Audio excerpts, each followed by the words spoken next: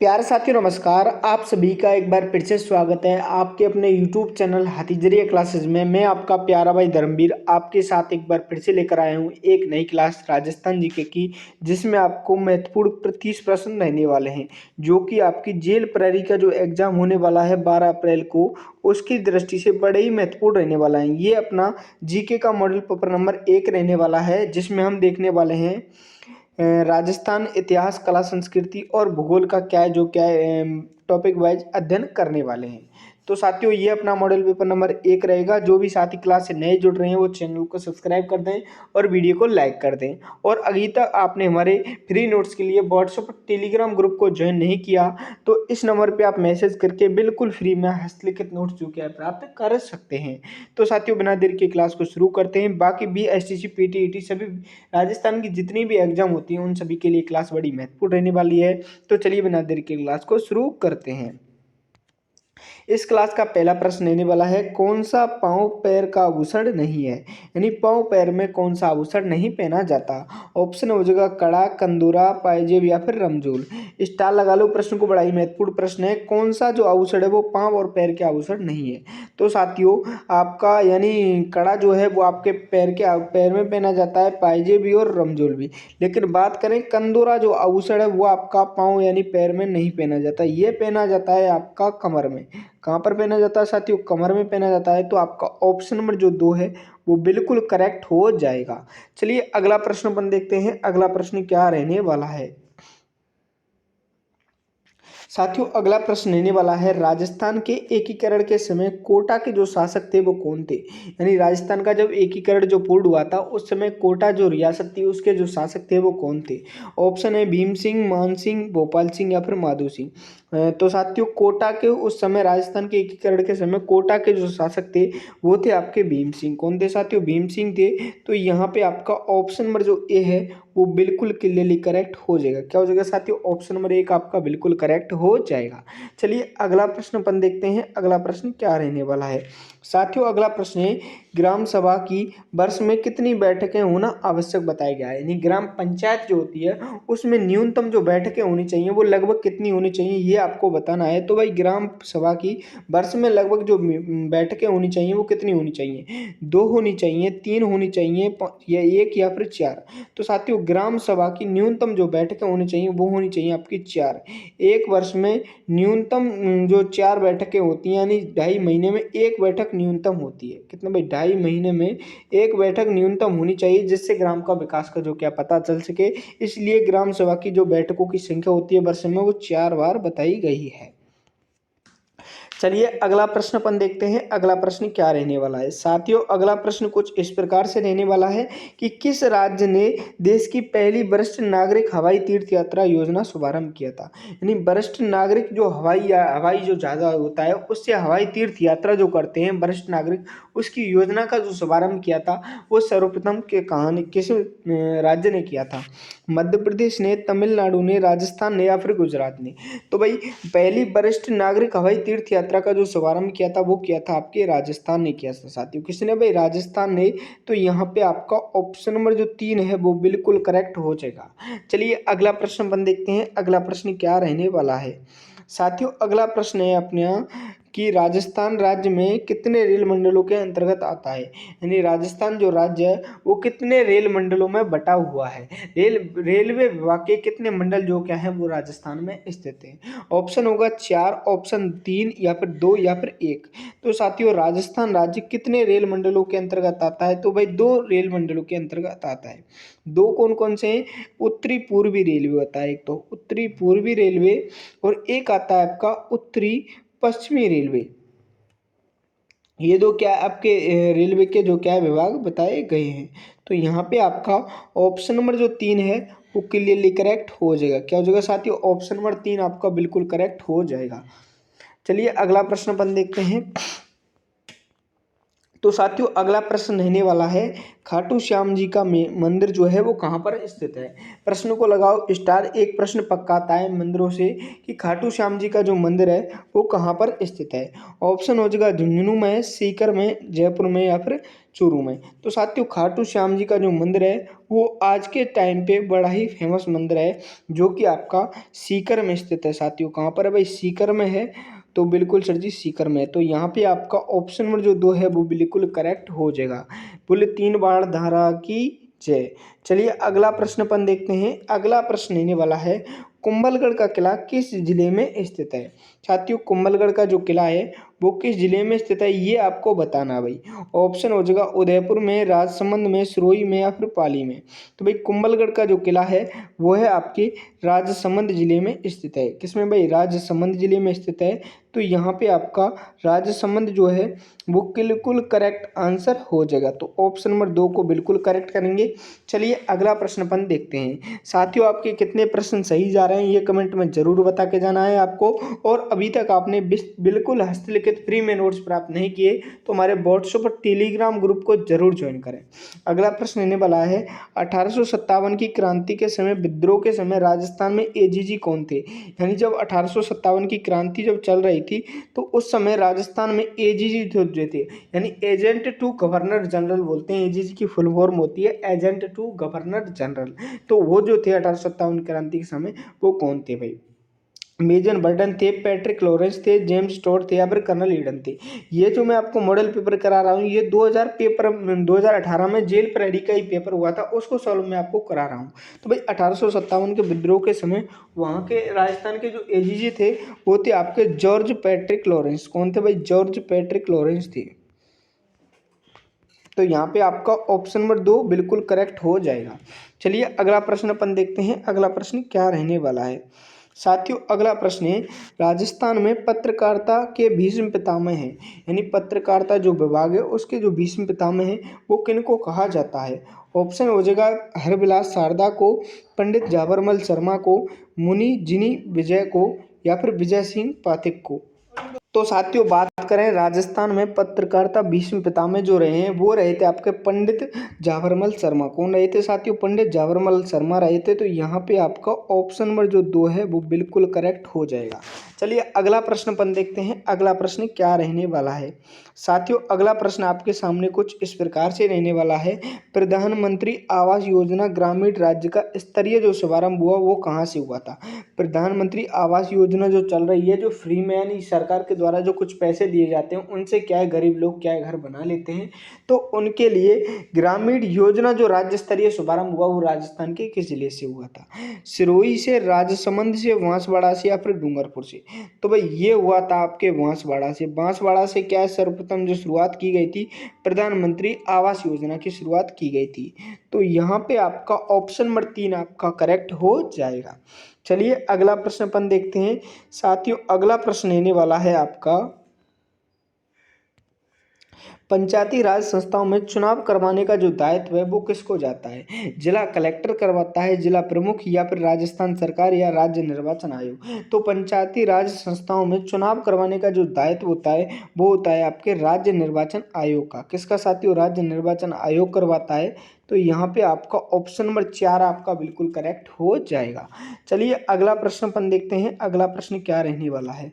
साथियों अगला प्रश्न है भूरिया बाबा आराध्य देवता हैं।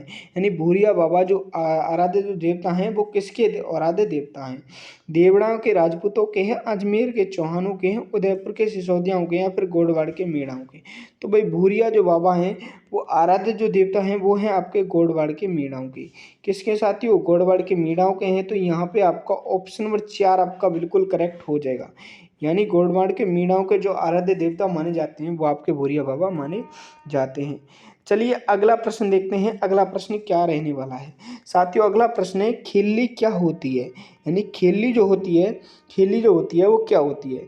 तो स्त्रियों के सिर का एक आभूषण होता है या फिर मवेशियों के पानी पीने का एक छोटा कुंड होता है, खेत की मेड़ पर बनी एक पगडंडी होती है, या फिर आपके घोड़े के 4 जामे के नीचे लगाने का ऊनी वस्त्र होता है। तो भाई खेली बोलते हैं, क्या है कि मवेशी जो प्राणी होते हैं उनके पानी पीने का एक छोटा सा कुंड होता है, क्या होता है, जिसमें वो क्या अपना पानी यानी पानी पीकर अपना जीवन यापन करते हैं। तो उसके लिए एक खेली बनाई जाती है, उसी को मवेशी पानियों के पीने का एक छोटा सा कुंड होता है, उसको जो क्या है खेली की संज्ञा दी गई है। तो प्रश्न के हिसाब से आपका ऑप्शन नंबर 2 बिल्कुल करेक्ट हो जाएगा। चलिए अगला प्रश्न अपन देखते हैं, अगला प्रश्न क्या रहने वाला है। साथियों अगला प्रश्न आपके सामने मैं लेकर आया हूँ, राजस्थान का सबसे निकट स्थित बंदरगाह जो है वो कौन सा है, यानी राजस्थान का सबसे निकटतम बंदरगाह जो है वो कौन सा है। जामनगर है, मुंबई है, ओखा है, या फिर कांडला है। तो भाई राजस्थान का सबसे निकट जो स्थित जो बंदरगाह है वो है आपका कांडला बंदरगाह। कांडला बंदरगाह है, बिल्कुल भाई कांडला बंदरगाह गुजरात में है। कहाँ पर है साथियों, गुजरात में है। तो यहाँ पे आपका ऑप्शन नंबर 4 आपका बिल्कुल करेक्ट हो जाएगा। चलिए अगला प्रश्न अपन देखते हैं, अगला प्रश्न क्या रहने वाला है। साथियों अगला प्रश्न है आपका, बिल्कुल फटाफट से कमेंट करके बताएंगे, बिश्नोई संप्रदाय के प्रवर्तक गुरु जम्बेश्वर से संबंधित जो स्थान है वो कौन सा है। यानी बिश्नोई संप्रदाय से जो संबंधित जम्बो जी थे, उनका जो मुख्य स्थान जो है वो कौन सा है। मुकाम बीकानेर है, गुड़ा बिश्नोई यान है, या फिर नौका बीकानेर है, या फिर लूनी नदी है। तो भाई बिश्नोई संप्रदाय की प्रधान जो पीठ थी वो है आपकी मुकाम बीकानेर में। कहाँ पर भाई, मुकाम बीकानेर में है। तो मुकाम बीकानेर में, तो यहाँ पे आपका ऑप्शन नंबर जो 1 है वो बिल्कुल करेक्ट हो जाएगा।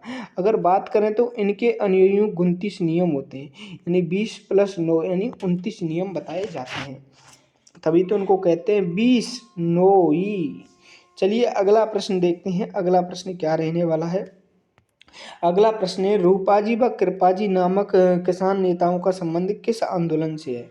बूंदी किसान आंदोलन से है, अलवर किसान आंदोलन से, बेंगू किसान आंदोलन से, बिचौलिया किसान आंदोलन से है। तो साथियों फटाफट से कमेंट करके बताओ, रूपाजी व कृपाजी नामक जो किसान नेताओं का जो संबंध है वो किससे है। तो साथियों वो है आपके बेंगू किसान आंदोलन से। किससे साथियों, बेंगू किसान आंदोलन से है। तो यहाँ पे आपका ऑप्शन नंबर जो 3 है वो बिल्कुल करेक्ट हो जाएगा। चलिए अगला प्रश्न देखते हैं, अगला प्रश्न रहने वाला है, कलाल जो है वो किससे संबंधित है। कलाल जो है वो किससे संबंधित है, तो शराब बेचने का कार्य करने वाली एक जाति होती है। हाथी की गर्दन को कलाल बोलते हैं, या फिर भूमि को समतल बनाने का एक उपकरण होता है, या फिर कान का आभूषण होता है। तो कलाल बोलते हैं जो शराब जो बेचने से कुछ शराब बेचते हैं, तो शराब बेचने वालों की एक जाति होती है, जिसे क्या बोलते हैं साथियों, कलाल की संज्ञा दी गई है। तो प्रश्न के हिसाब से आपका ऑप्शन नंबर 1 बिल्कुल करेक्ट हो जाएगा। चलिए अगला प्रश्न देखते हैं, अगला प्रश्न क्या रहने वाला है। साथियों अगला प्रश्न है, राज्य मानव अधिकार आयोग की सिफारिशें हैं, सलाहकारी होती हैं, या फिर आपकी इनमें से कोई नहीं होती हैं, बाध्यकारी होती हैं, या फिर दंडात्मक होती हैं। तो भाई राज्य मानव अधिकार जो आयोग है उसकी जो सिफारिशें होती हैं वो होती हैं एक सलाहकारी सिफारिशें होती हैं। क्या कोई सरकारी इंसान आपको कुछ सलाह देता है तो वो गलत सलाह देगा, नहीं देगा ना। तो सरकारी सलाह जो मानव अधिकार है उसकी जो आयोग की जो सिफारिश होती है वो सलाहकारी होती हैं। प्रश्न के हिसाब से ऑप्शन नंबर 1 बिल्कुल करेक्ट हो जाएगा। चलिए अगला प्रश्न देखते हैं, अगला प्रश्न क्या रहने वाला है। साथियों अगला प्रश्न रहने वाला है, खेलकूद का सामान बनाया जाता है। खेलकूद का जो सामान है वो कहाँ पर बनाया जाता है, श्री गंगानगर में, उदयपुर में, हनुमानगढ़ में, या फिर कोटा में। तो साथियों खेल कूद का जो सामान बनाया जाता है वो बनाया जाता है आपके हनुमानगढ़ जिले में। कहाँ पर साथियों, हनुमानगढ़ जिले में बनाया जाता है। तो ऑप्शन नंबर 3 आपका बिल्कुल करेक्ट हो जाएगा। चलिए अगला प्रश्न देखते हैं, अगला प्रश्न क्या रहने वाला है। साथियों अगला प्रश्न है, राज्य में मक्का सर्वाधिक उत्पादन जो होता है वो कहाँ पर होता है, मक्के का सर्वाधिक। तो साथियों प्रश्न पूछ रहा है कि राज्य में सर्वाधिक मक्का जो उत्पादन होता है वो कहाँ पर होता है। भाई झालावाड़ बूंदी में, भीलवाड़ा राजसमंद में, डूंगरपुर बांसवाड़ा में, या फिर उदयपुर चित्तौड़गढ़ में। तो भाई राज्य में सर्वाधिक जो मक्का उत्पादन होता है वो होता है आपके उदयपुर चित्तौड़गढ़ में। कहाँ पर साथियों, उदयपुर चित्तौड़गढ़ में। तो प्रश्न के हिसाब से ऑप्शन नंबर 4 आपका बिल्कुल करेक्ट हो जाएगा। चलिए अगला प्रश्न देखते हैं, अगला प्रश्न क्या रहने वाला है। साथियों अगला प्रश्न है, गैप सागर झील राजस्थान के किस जिले में स्थित है। भाई गैप सागर जो झील है वो राजस्थान के किस जिले में स्थित है, बांसवाड़ा में, प्रतापगढ़ में, डूंगरपुर में, या फिर उदयपुर में। तो गैप सागर जो झील है वो आपकी डूंगरपुर में स्थित है। तो यहाँ पे आपका ऑप्शन नंबर 3 आपका बिल्कुल करेक्ट हो जाएगा। चलिए अगला प्रश्न देखते हैं, अगला प्रश्न क्या रहने वाला है। अगला प्रश्न है बीसलदेव रासो नामक ग्रंथ की रचना किसने की थी भाई? अजय राज ने, नरपति नाल ने, वासुदेव चौहान ने या फिर पृथ्वीराज तृतीय ने। तो बीसलदेव रासो नामक एक ग्रंथ है जिसकी रचना की थी आपकी नरपति नाल ने। किसने भाई? नरपति नाल ने की थी। तो यहाँ पे आपका ऑप्शन नंबर 2 बिल्कुल करेक्ट हो जाएगा। चलिए अगला प्रश्न देखते हैं। अगला प्रश्न क्या रहने वाला है साथियों? अगला प्रश्न है राजपूतों में डावरिया जो से है उसे क्या तात्पर्य है? डावरिया जो शब्द है इसका क्या तात्पर्य है? डावरिया जो प्रथा होती है वो किसे कहते हैं? दास दासियों को कहते हैं। विवाह में दिया जाने वाला एक दहेज होता है। कन्या विवाह में कन्या के साथ दहेज में गए दास दासियां होते हैं या फिर बंधुआ मजदूर होते हैं। तो भाई राजपूतों में डावरिया जो होता है वो होता है एक कन्या जो होती है उसके जो शादी होती है उसके साथ दहेज में कुछ दास दासियां दी जाती हैं, उनको क्या कहा जाता है साथियों? बिल्कुल भाई डावरिया की जो संज्ञा दी जाती है। तो ऑप्शन नंबर 3 आपका बिल्कुल करेक्ट हो जाएगा। चलिए अगला प्रश्न देखते हैं। अगला प्रश्न क्या रहने वाला है? अगला प्रश्न है जिस जिले में नेशनल वुड फॉसिल पार्क स्थित है वह कौन सा जिला है? National would fossil park Rajasthan के किस जिले में है? सीकर में है, बाड़मेर में है, चूरू में है, जैसलमेर में है। तो भाई नेशनल वुड फॉसिल जो पार्क है वो है आपके जैसलमेर जिले में स्थित है। तो यहाँ पे आपका ऑप्शन नंबर 4 आपका बिल्कुल करेक्ट हो जाएगा। चलिए अगला प्रश्न देखते हैं। अगला प्रश्न क्या रहने वाला है? अगला प्रश्न है राज्य में सीमेंट उद्योग का सबसे प्रमुख जो केंद्र है वो कहाँ पर है भाई? ऑप्शन है सिरोही में है, उदयपुर में, कोटा में, चित्तौड़गढ़ में। तो ये राज्य में सीमेंट उद्योग का सबसे बड़ा जो प्रमुख जो केंद्र है वो है आपके चंदेरिया चित्तौड़गढ़ में है। कहाँ पर है साथियों? चंदेरिया नामक एक स्थान है चंदेरिया। तो वहाँ पे क्या चंदेरिया चित्तौड़गढ़ में जो क्या है आपका सबसे बड़ा सीमेंट का प्रमुख केंद्र है।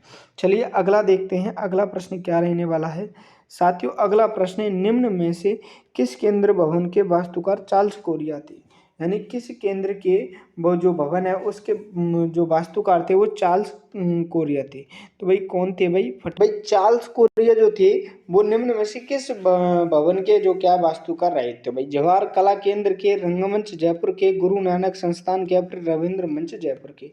तो भाई ये रहे थे चार्ल्स कोरिया जो रहे थे ये रहे थे जवाहर कला केंद्र के वास्तुकार रहे थे। तो यहाँ पे आपका ऑप्शन नंबर 1 बिल्कुल करेक्ट हो जाएगा।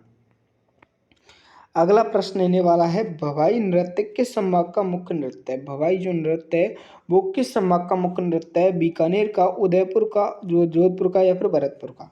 तो भाई भवाई जो नृत्य है वो उदयपुर संभाग का बिल्कुल प्रमुख नृत्य है। तो यहाँ पे आपका ऑप्शन नंबर 2 बिल्कुल करेक्ट हो जाएगा। चलिए अगला देखते हैं। अगला प्रश्न रहने वाला है राजस्थान दिवस प्रतिवर्ष कब मनाया जाता है? स्टार लगा लो प्रश्न को और फटाफट से बताओ राजस्थान दिवस प्रतिवर्ष कब मनाया जाता है? 2 मार्च को, 1 नवंबर को, 30 मार्च को, 26 जनवरी को। तो भाई 30 मार्च को प्रतिवर्ष की जो क्या है आपका राजस्थान दिवस मनाया जाता है। तो यहाँ पे आपका ऑप्शन नंबर 3 आपका बिल्कुल करेक्ट हो जाएगा। इससे अगला देखते हैं। अगला है पंडित मोतीलाल का संबंध किस स्थान से रहा जहां उन्होंने प्रारंभिक शिक्षा प्राप्त की थी? तो भाई पंडित मोतीलाल जी जो हैं उन्होंने खेतड़ी से क्या है आपकी प्रारंभिक शिक्षा प्राप्त की थी। तो यहाँ पे आपका ऑप्शन नंबर 1 बिल्कुल करेक्ट हो जाएगा।